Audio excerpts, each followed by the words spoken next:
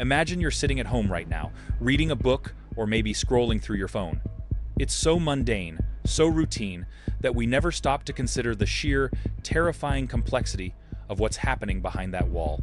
Before we peel back the layers of the global energy markets, it is vital to understand that the electricity flowing into your home isn't just a product like a gallon of milk or a barrel of oil. In any other industry, if you produce too much of a good, you put it in a warehouse. If you grow wheat, you store it in a silo until the price is right. Electricity is the only commodity on Earth that must be consumed at the exact microsecond it is generated. There is no giant battery in the sky holding onto the leftovers for a rainy day. If the amount of power being pushed into the grid doesn't perfectly match the amount being pulled out by every refrigerator, factory, and smartphone charger at every single heartbeat of the day, the entire system faces a catastrophic collapse. If they lean too far to the left, the frequency of the grid drops. Too far to the right, and it spikes. It is a constant, invisible power struggle happening at the speed of light. It's a place where supply and demand aren't just ideas, they are physical laws enforced by the threat of a blackout. This isn't just about wires and turbines. It's a world of billion-dollar bets, split-second auctions, and a relentless race against the laws of physics. But once you start looking closely at how the power is bought, sold, and moved across thousands of miles, you begin to realize that the grid is perhaps the most impressive and most dangerous marketplace ever created by human hands. Who are the titans behind this curtain, and how do they actually make money while keeping the world from going dark? But before we track the money moving through those high-voltage wires, we have to address the elephant in the room. Why that simple flick of a light switch feels like a gamble. When the price of a megawatt spikes, it doesn't just show up as a slightly higher number on your monthly statement. Think about your morning trip to the grocery store. The refrigerated aisles keeping your milk fresh, the massive industrial ovens baking your bread, the automated logistics centers sorting your produce. Every one of those steps is powered by a grid that is currently experiencing a massive identity crisis. Companies don't absorb those shocks. That's why a volatile power market is effectively a silent inflation engine. It's the reason your eggs cost more, the reason shipping containers become expensive to move, and the reason small businesses sometimes shutter their doors overnight. But in the eyes of the financial markets, power is a commodity more volatile than oil and more essential than gold. It requires a constant, perfect synchronization between supply and demand. When that balance falters, price volatility erupts, and that turbulence doesn't stay confined to the power plant. It's a paradox of modern life. We depend on a system that is fundamentally unstable to provide the very foundation of our stability. It is a fragile dance of supply chains and speculative trading, where a sudden heat wave or a fuel shortage can trigger a domino effect that travels from the wholesale exchange all the way to your kitchen table. Understanding this isn't just about knowing why your bill fluctuates. It's a complex, high-stakes game of chess played in real time, where the pieces are billions of dollars and the board is the entire planet. We need to meet the entities who stand to gain when the grid holds, and who hold the keys when the system starts to strain. Imagine a stadium that spans an entire continent, pulsating with a rhythmic, invisible hum. Picture a vast, holographic floor, a digital trading floor that never sleeps. Every few seconds, a silent, lightning-fast auction begins, deciding exactly which power plant will fuel your morning coffee or light your office tower. Visualize these power generators as eager bidders standing at glowing terminals. Others are nimble, agile players like wind farms or natural gas turbines, ready to sprint into action the moment the wind shifts or a cloud obscures the sun. The rules of this high-speed game are governed by a principle called economic dispatch. It sounds technical, but the logic is elegant in its simplicity. The auction house sorts these bidders from cheapest to most expensive.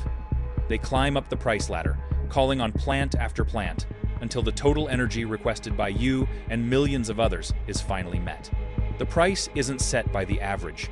It's set by the very last, most expensive plant needed to keep the lights on in that specific moment. This is the clearing price.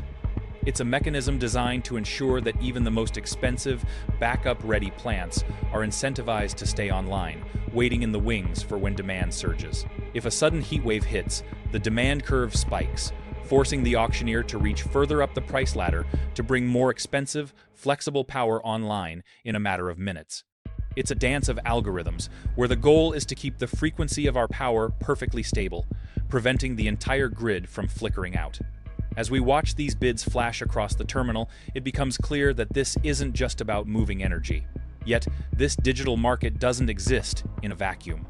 Now that we've seen how these invisible bids dictate the cost of our daily lives, we have to look at the machinery itself, the physical veins and arteries that carry this surge of power from the auction floor to your front door. But before we trace those electrons through the grid, we have to understand the logic that decides which power plant gets to turn on in the first place. This is the merit order, the invisible hand that balances the grid. Think of it like a buffet line where the cheapest food is served first. Because they cost almost nothing to run, they are always first in line. They get priority access to the grid, pushing expensive, fuel-heavy sources like coal or natural gas to the back of the queue. In that old model, the price of electricity was usually set by the most expensive plant needed to keep the lights on, often a natural gas peaker plant. But renewables are fundamentally disrupting this math. They don't just lower the price. They can sometimes drive the market price down to zero, or even into negative territory, because these plants are incentivized to keep running regardless of the immediate profit. This is a complete reversal of the traditional energy hierarchy. Now, we are increasingly dependent on the weather, a variable we cannot command. As more wind and solar farms plug into the system, they displace those traditional high-cost generators. The merit order effect is essentially the engine of the green transition, but it's an engine that's starting to rattle. We've built a market designed for steady, expensive fuel, and we're now forcing it to accommodate cheap, erratic bursts of clean energy. The market is struggling to reconcile a 20th century pricing structure with a 21st century energy supply. Because while the auction floor decides who wins the bid, it's the physical reality of our power lines that determines whether the system holds together or snaps under the pressure of this new, unpredictable flow. We like to imagine a direct, golden thread, a dedicated wire stretching from a wind turbine on a distant hill, or a shimmering solar farm, leading straight to the outlet behind our nightstand. The reality, however, is far more fluid and, frankly, indifferent to our intentions. When a wind farm pushes electricity into the grid, it doesn't travel to a specific destination. The electrons powering your laptop right now are a chaotic, indistinguishable mix from every source currently feeding the system. It's a ledger game, not a physical delivery service. Imagine a windy night in a region dense with turbines. But here's the catch. The transmission lines, the massive arteries of the grid, are already clogged. When those lines hit their threshold, the system can't take any more, even if the wind is still blowing perfectly. Suddenly, that clean, carbon-free energy becomes a liability. They effectively throw away perfectly good, emission-free power. We are paying for the capacity. We are building the infrastructure. Yet, we are forced to discard the very thing we're striving for.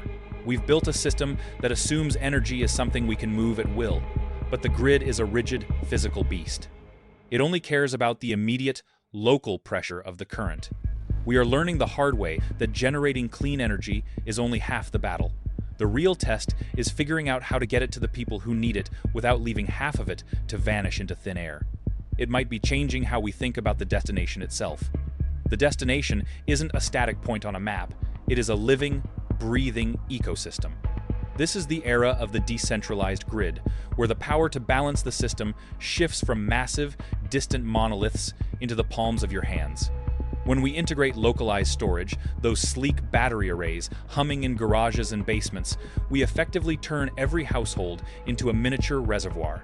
During peak hours, when the strain on the infrastructure is at its most frantic, your stored energy acts as a pressure valve, smoothing out the jagged edges of demand. You are cushioning the blow for your neighbors and reducing the need for those dirty, expensive peaker plants that only fire up when the grid is gasping for air. Algorithms work in the background, quietly negotiating the best rates and the cleanest sources, ensuring that your washing machine runs when the wind is howling across the plains or the sun is beating down on the solar panels. It is a symphony of efficiency where waste is treated as a design flaw, not an inevitability. The transition to a sustainable future is not going to be won solely by grand, sweeping policy changes at the top. It will be won in the quiet optimization of our daily habits. you have more agency than you realize. By simply keeping an eye on your consumption patterns, you are helping to rewrite the rules of the market. So, here is your takeaway. The future of power is distributed, digital, and deeply personal.